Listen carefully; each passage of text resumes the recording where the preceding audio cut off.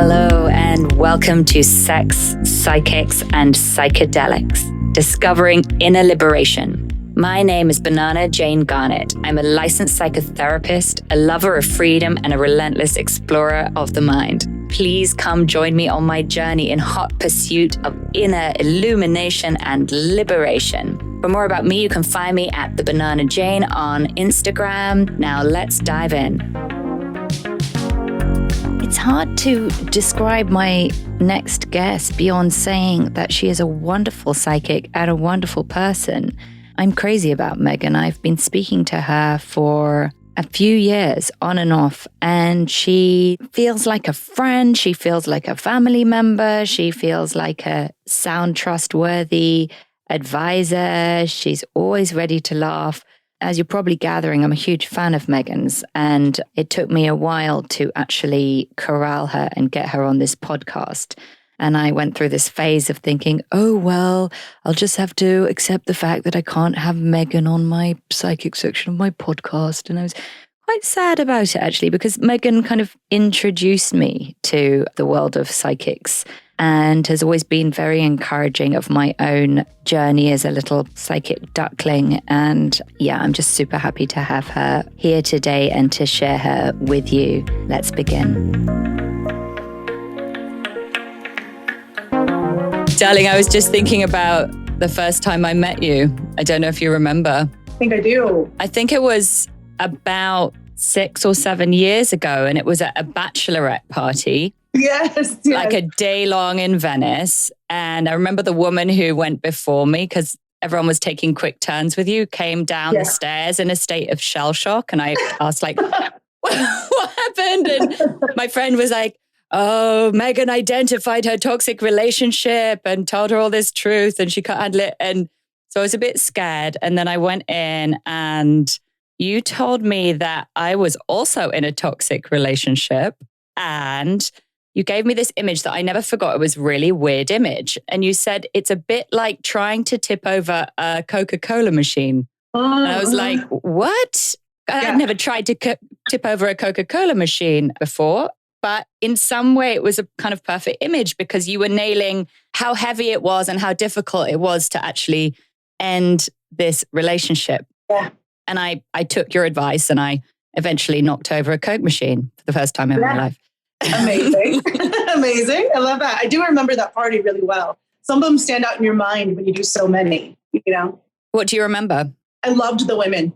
I loved the women at that party. Really special energy, really supportive of one another, you know? Yeah. You see it all when you do parties as well as a psychic. Yeah, I'm sure you do. Getting lots of different sort of layers of information. Just to go back to the Coke machine, because I've never forgotten this. Where the hell did that image come from? Have you ever knocked over a Coke machine? No, I think I saw it on Seinfeld. I think it was a joke. They said some relationships are like trying to knock over a Coke machine. You have to rock them back and forth a couple times before they finally go over. But spirit will work with anything you've ever heard, know, things you don't know, but it'll be like a reference or an image they can use. Anything from your library.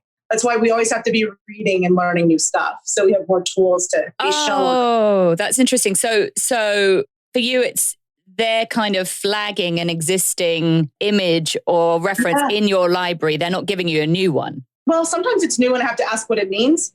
But a lot of times it'll be something that means something to the client or something that the client will resonate with. Like they'll reference a TV show they're watching or a book that they're reading. Sometimes it happens a lot. And they'll go, oh my God, I'm reading that. That's so weird that you use that TV show or that example. I'm like, well, I didn't pick it. I'm just the host, like spirit picked it because I know you. And it's like an inside joke, like a wink from spirit. Mm-hmm. Do you feel like spirit works in jokes quite a lot? Yes. I always say, like, when people say, like, how do you know if it's psychic or spirit or if it's just me? I say spirit does 3 things. It's always compassionate. So it's not going to be an ass kicker in a mean way. It's always funny. And it often feels like an inside joke.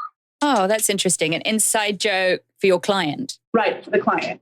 I had a client come in once and her mom came through, and I'm a psychic medium, but mediumship is not my my focus. I really do more life coaching type psychic readings, as you know, but I do some mediumship if it comes through. And somebody's mom came into the room and she kept saying to me, carousel, carousel, carousel, say carousel. And I, you want to filter, but you can't as a psychic. That's your job not to.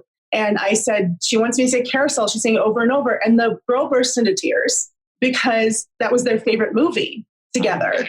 And she collected them, carousels, like little ones. So it was her way of letting her know it was her. Wow. It's interesting how that happens. And a lot of times, and I've been watching other good psychic mediums, watching the Life After Death Netflix series, which is really good. And I was just thinking about that. Good. She's good. I like her. And everything she's saying, I'm like, yes, that's exactly right.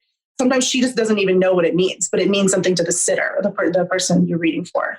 So tell me about that process when you're sitting with a client. Is it mainly about emptying out for you and just allowing things to come through? Yeah, I think you do have to get your own stuff out of the way so you don't color it with your opinion. And there are times in readings where I will be like, if you want to know my opinion, this is it. Or if you held a gun to my head, this is what I would tell you. I like to give all the information and let my clients choose what they want to do. I tend to get a more advanced clientele. My perfect client, my ideal client is extremely creative, kind of a rebellious, goes their own way, a highly sensitive person. Often they're healers themselves, or a lot of times they're artists. I don't know why you and I ended up together, given that profile. Kind of like typical, yeah. Totally. So what are most people asking you about? Are the common themes? Yes, the favorite two are always career and love. Like the third one would be health and family, kind of tied for third. And then it's like physical move, life changes. Right. Mm-hmm. Do you feel like you can be a psychic for yourself? Yeah, a little bit. Yes. I shouldn't even say a little bit. I'm very, very psychic for myself. I think what makes it harder about being psychic for yourself or people really close to you, it's hard not to be biased or not to rationalize information when you're close to it. I have known when people were about to pass or when something was even family members, and I have known weird things, but I haven't always been able to connect the dots as clearly as I can for other people. But like I knew I was going to be moving, and I denied that for a while. It must be hard to know what to listen to and what not to listen to. I spoke to an intuitive once who said to me, psychic information has a sort of element of gossip in it. Like, don't take it too seriously. I guess he thought I took my own psychic information too seriously. You know? I don't know. Sometimes I think that we dismiss things. Like I got warnings about pandemic and I kind of shrugged them off. Because Spirit told me not a lot of things. I knew something big was happening and it felt kind of disastrous, and I don't get a lot of information like that. And I'm like, is it going to be a big earthquake? Because I got a lot of you need to prep information, like buy tuna cans and water, stock up on water and toilet paper, and I ignored it. And of course, we're scrambling for the toilet paper. Did they actually say toilet paper? Yes, I ignored it. Luckily I had lots of hand sanitizer already, but I was like, it was crazy. So the other piece of information they told me was I was going to be spending a lot of time at home for about a year and using what I already had and like to make sure I was stocked up at home with what I wanted there. And I'm like, huh? I didn't know why. You know what I mean? Sometimes you don't know why, you just get the information. Did it come as images or words, or how does that come to you? It's all different for everybody. When I first started out, it all came as words. I'm very clairaudient. I hear directly. It's like clear hearing, clairaudience. I'm also clairvoyant, which is seeing. Like I see images almost like across a movie screen, like most psychics do. Sometimes I see things with my physical eyes too that other people don't see. Like aura, I can see fairies sometimes, like as light. Sometimes angelic presence. What's the difference between a fairy presence and an angelic presence? Angelic is big. It's really big. It radiates. You can feel it. It's almost like like they say in the Bible, like biblical stuff. It's like they were afraid. It's a big presence. It's pure love. Fairies are more like they move in this kind of pattern to me, like kind of wavy pattern, and they go in and out almost like fireflies. When have you seen fairies before? I think it started as soon as high school. And I didn't know what I was looking at. And I started studying them a little more in college. And I went, oh my gosh, they've been with me forever. I believed in them as a child too. Really connected to both of those realms. Yeah. Tell me about yourself as a child. Were you a little fairy child? Oh, totally. I actually I wanted to be a fairy princess ballerina when I grew up. And I actually got to play the queen of the fairies in Scheherazade as a child. I'm like, life mission accomplished. No. I mean, well done. You basically got it made in the shade, darling. Yeah, totally. I think it's interesting about past lives too, because I think children remember their past lives or hints of it a lot of times, and they'll be wildly drawn to things before that magic gets knocked out of them. Did you have any magic knocked out of you, or was it nurtured? I think it was a little bit of both, but mostly nurtured. I come from a very creative household, thank goodness. And my family is really creative and very open-minded, which is amazing.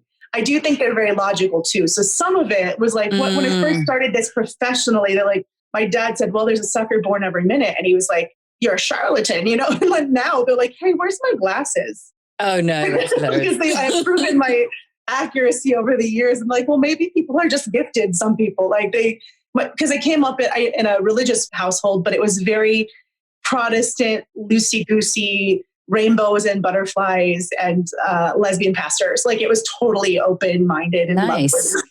Whereabouts was this? This was First Congregational Church in Madison, Wisconsin. Oh, Wisconsin. Okay. Yeah. So they won like Nobel Peace Prizes for having like open-minded, amazing ads for the church and things like that. It's very, very, it's not like other churches I visited. It's really interesting. I think every psychic I've interviewed has had a open-minded background. Or, I mean, actually, there's one case of someone bursting out of completely the opposite, actually. But in general, it seems like these kinds of gifts do well when they're not fucked with. I mean, probably like most gifts, but they're gifts of sensitivity. Yes. I think the opposite is true as well, though. I know a lot of psychics who are born of abusive households because they had to have their antenna that turned into like antlers, spidey senses tingling to know whether things were safe or not. So I've seen almost as many psychics from abusive backgrounds as I have from really nurturing ones. It's the in-between. It's like, Right. No one in the middle becomes a psychic, or it's pretty rare. Less of them, yeah. Less of them, yeah. So tell me, I know we talked about, or we touched on the idea of manifestation when we checked in before. This is one of your favorite topics, is that right? I love it because it's such a hot button topic and it's taught so wrong. And the beliefs around it are so off. And I think it's a good topic right now because everybody's rebuilding after 2020 kind of knocked them on their butt in their own ways. I teach like a class called Practical Manifesting. And I teach another one called Manifesting with Your Paper Planner, because I think a lot of it's about planning and the active side of manifesting, like divinely inspired action, not just waiting for something to come to you as part of it. Right. Not just sort of sitting there on your mat. Yeah, you can't just stare at your vision board. That doesn't work. It doesn't work as well. Damn. You have to actually do something about it. That's sad. I know. People hate that part. Yeah.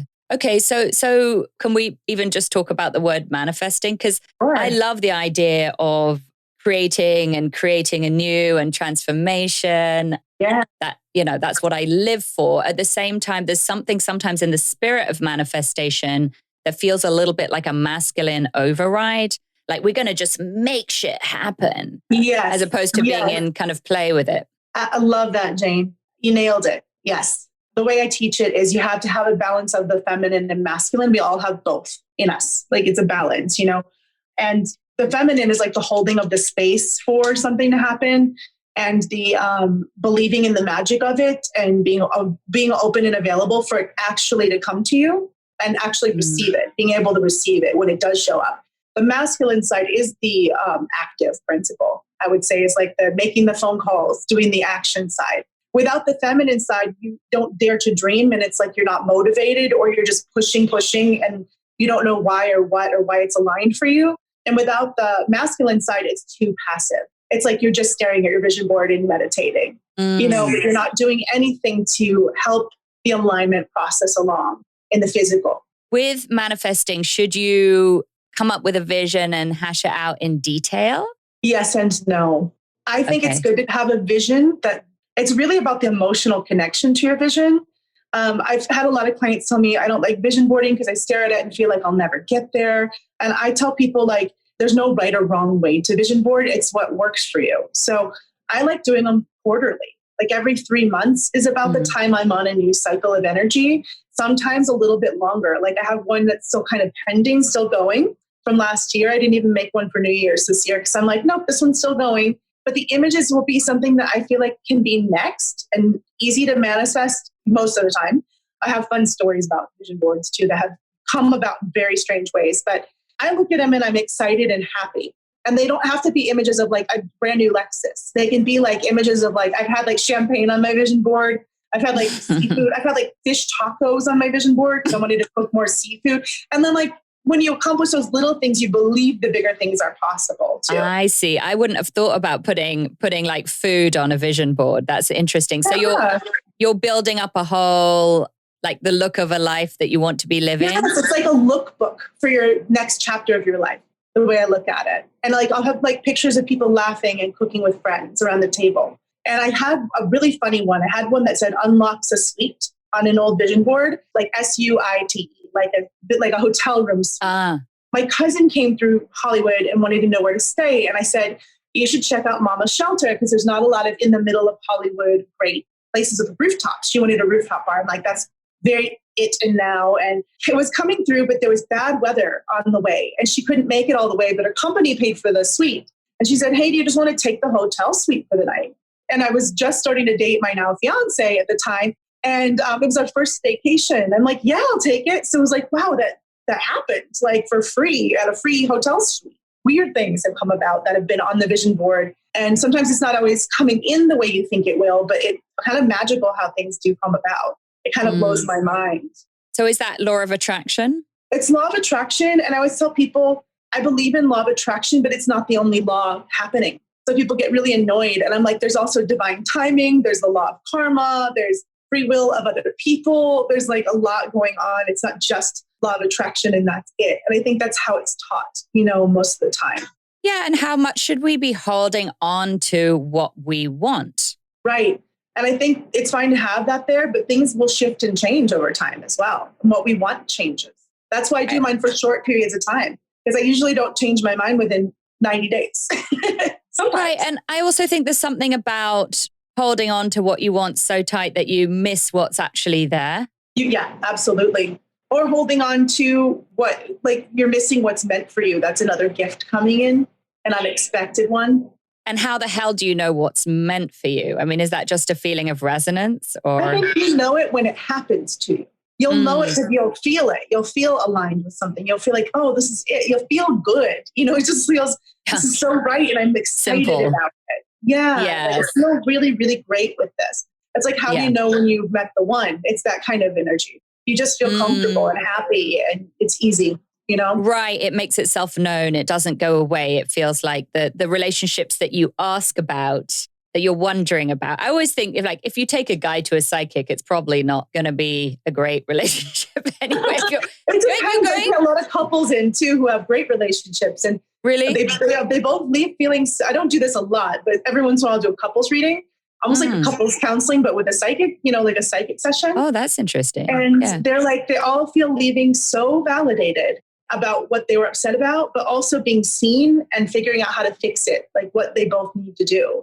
And it's amazing. Everybody leaves smiling. That's how it should be. That's a good couples therapy session. Yeah, exactly. So the way I was trained to do couples therapy is you sit with a couple and obviously you gather information, but also you basically empathize as deeply as you can with their pain so that they feel seen. Yes. You may be able to give them some homework or you may not, depending on, what's being presented. I'm wondering if that's different for you or how that's different for you in a psychic couples reading. Very similar. We just get information that's maybe not surface, but maybe it's something they didn't tell us. We'll see patterns like with our clairvoyance or psychic hearing. So we have like a cheater tool here.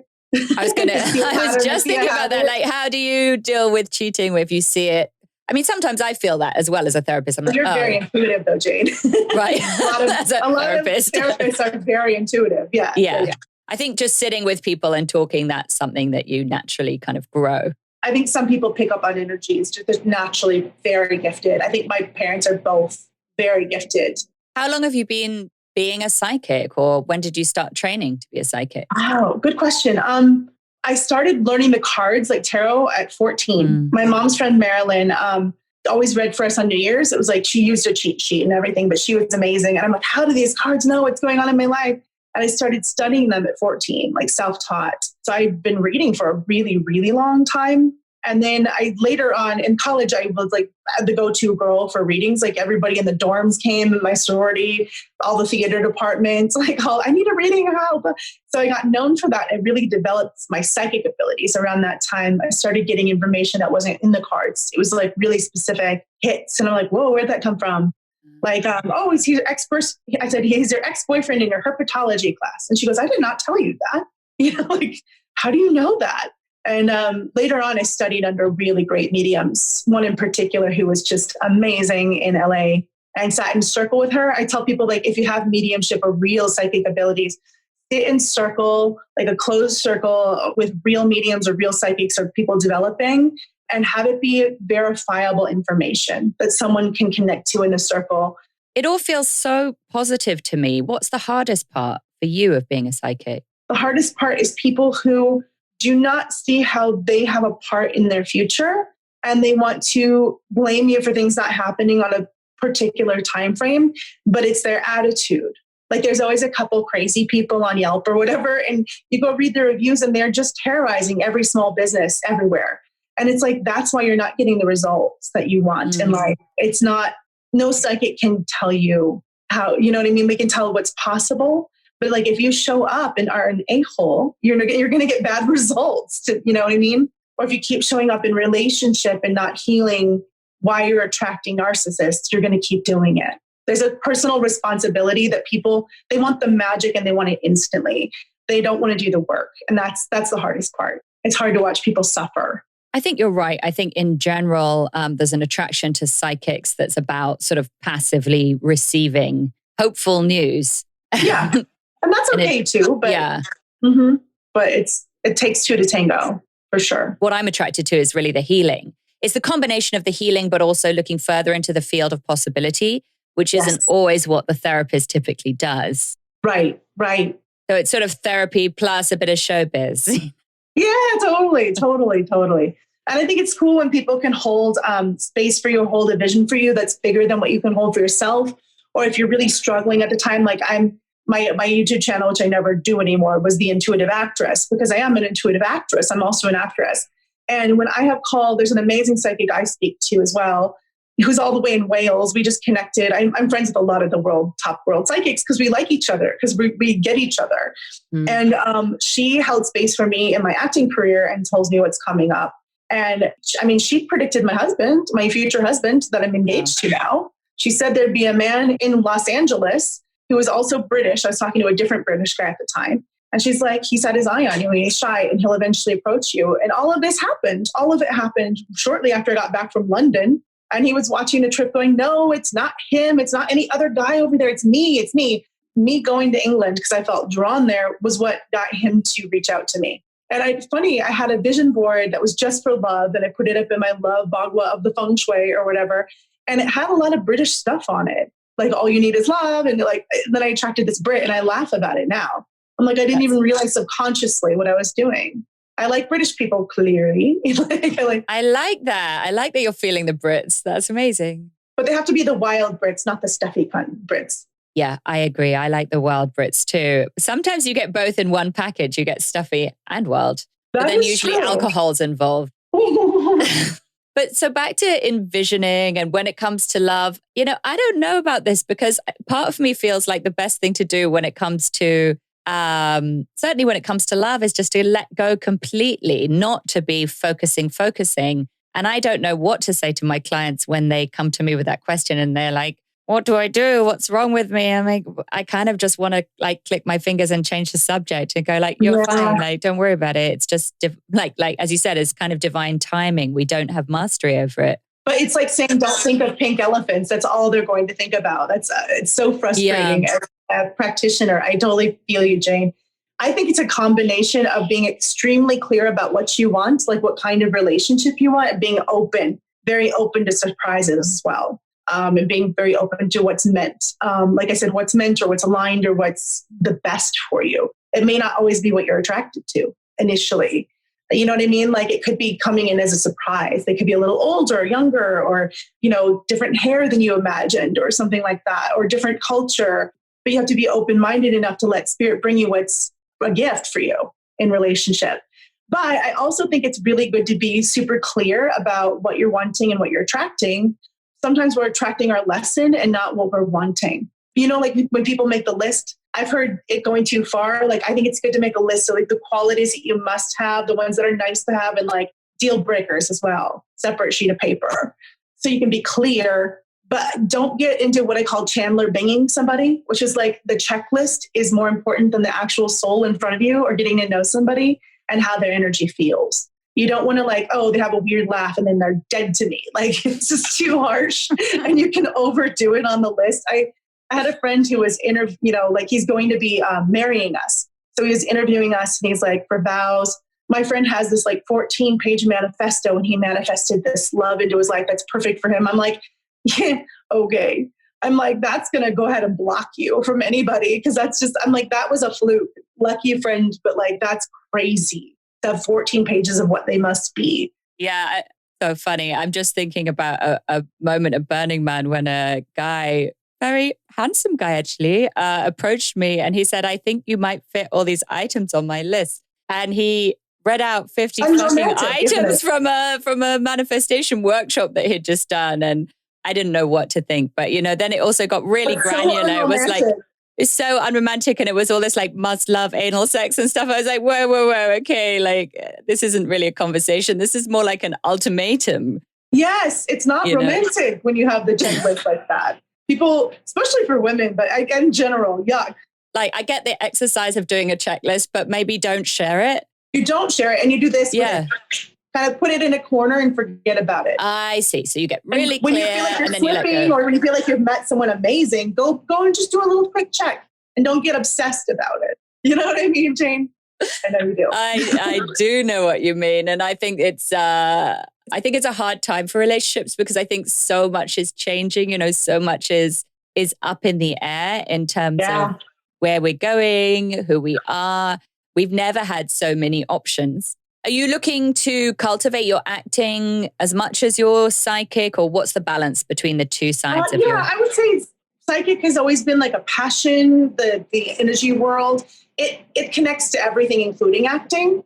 I don't see them as totally separate. But as far as like businesses go, I'd say primarily I'm an actress and this is my business. But I love it. It's my bread and butter. But I love doing it and I love connecting to other creative people on a really deep, deep level immediately. And those connections you remember, it's kind of a gift. And I also I get to meet people I wouldn't normally meet as an actress. They, you know, in LA, they roll their eyes at you if you say you're an actor, but if they see you're psychic, everyone wants to talk to you. And I've gotten to work parties for like celebrities and Star Wars and the WB.